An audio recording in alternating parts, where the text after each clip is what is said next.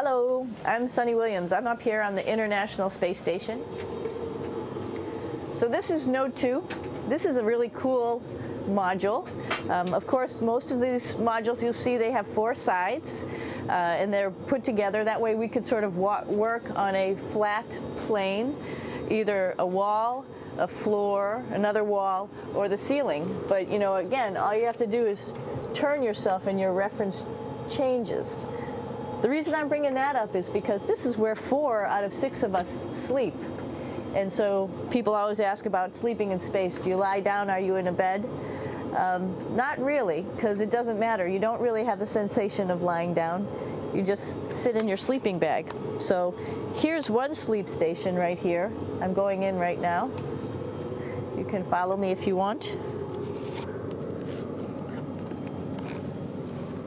So I'm inside.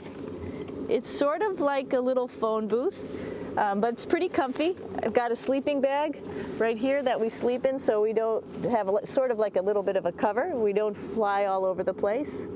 But you know, you can sleep in any orientation. I have it sleeping, feeling like I'm standing up right now, but like you saw, I'm on the floor. But it doesn't matter if I turn over and I sleep upside down. I can't have it, I don't have any sensation in my head that tells me that I'm upside down, so it really doesn't matter. The sleep station is also like a little office. We've got a computer in here. As you can see, we've got a couple little toys. I've got some books. I've got some clothes and other things that make it sort of like home. I'm coming out. And just for reference, that's one sleep station. This one's another. Right here. There's one on the ceiling, if you want to call it, right here. And then there's a 4th on the other wall over here. So all of us sleep in a little bit of a circle. All right, come on back. There's more to show you.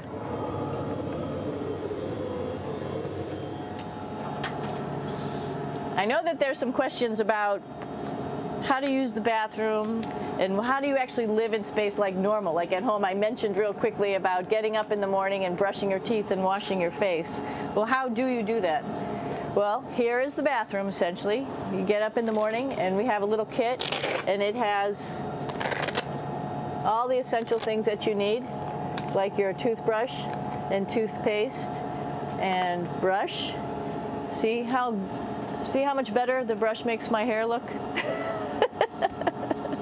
I'm just joking. It still stands up straight. It doesn't matter where you are. It's always going to stand up straight while you're up in space. A lot of people ask about toothbrush and toothpaste.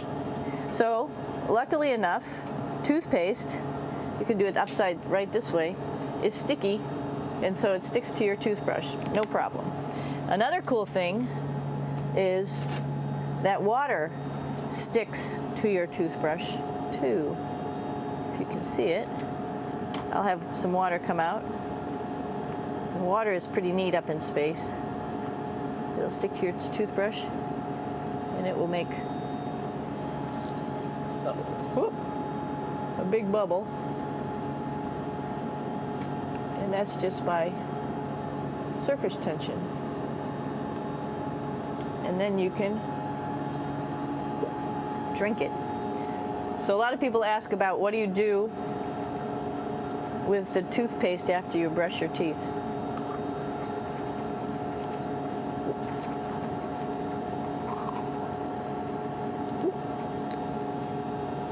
Two options.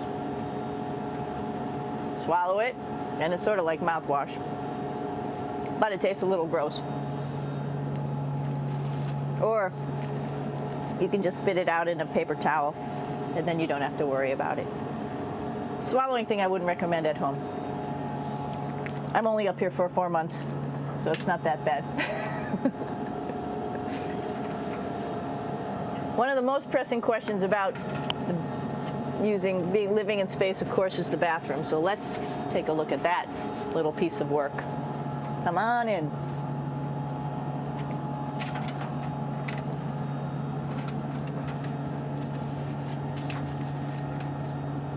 Here we are at the throne. This is awesome. You might see the little You might have noticed the little moon on the outside. This is our orbital outhouse right here.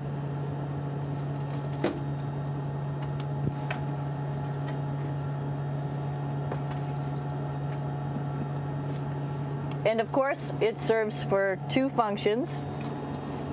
Number 2, right here. I'll show you.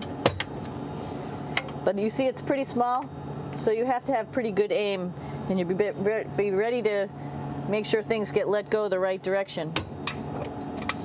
And it smells a little bit, so I'm closing it up. And that's of course for number 2. And this guy right here is for number 1. So they're sort of two slightly separate functions, but you can do a little, essentially both, by hanging on right here and doing number 1 and number 2. I might add it's color coded, so you really don't get it mixed up, which is nice. This is yellows for number 1. And also there's a selection of paper. People always ask about toilet paper. What do you do with toilet paper? What kind of toilet paper do you have? We have gloves, just because sometimes it does get messy. We have some Russian wipes, which are a little bit coarse if you like the coarse type of toilet paper. We have some nice tissues, which are nice and soft if you like soft toilet paper. We have Huggies, just for any cleanup. You know, we were all babies once, and this sort of helps. And then if things get really out of control, we have disinfectant wipes, just to make sure we clean up here. Because, you know, just like the water I showed you, the number 1 stuff can sort of go all over the place if you don't aim correctly.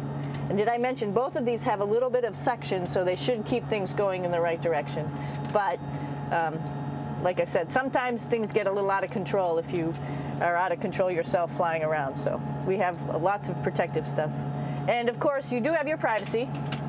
There's a little door, so other people know that you're in there. Here's a pretty cool place. This is sort of like in your house where everybody meets in the morning. After you wash your face, brush your teeth, you want to find something for breakfast. And this is our kitchen. You might notice there's all sorts of foods here. It's like opening the refrigerator. You got all your different stuff that you want to have: drinks, meats, eggs, vegetables, cereals, bread, snacks. And that's a good place. That's where you find all the candy. Side dishes, and then some little power bars just in case. So we have all this type of food. Some of it is dehydrated, and so we have to hydrate it, fill it up with water. Some of it is already made, and then all we have to do is heat it up. So something like this, I'm pulling out barbecued beef brisket. Pretty yummy. Not only is this food made in the US, but we also have food here from Japan. We've got Russian food. As you can see, all these red containers are filled with food that's from Russia. And then we get some of our specialty stuff, some things that we like, some of our favorite stuff that your family can send up. In fact, I like fluffernutters, and so I got sent up some fluff so I could make my fluffernutter with peanut butter. So you have a lot of food up here, no problems.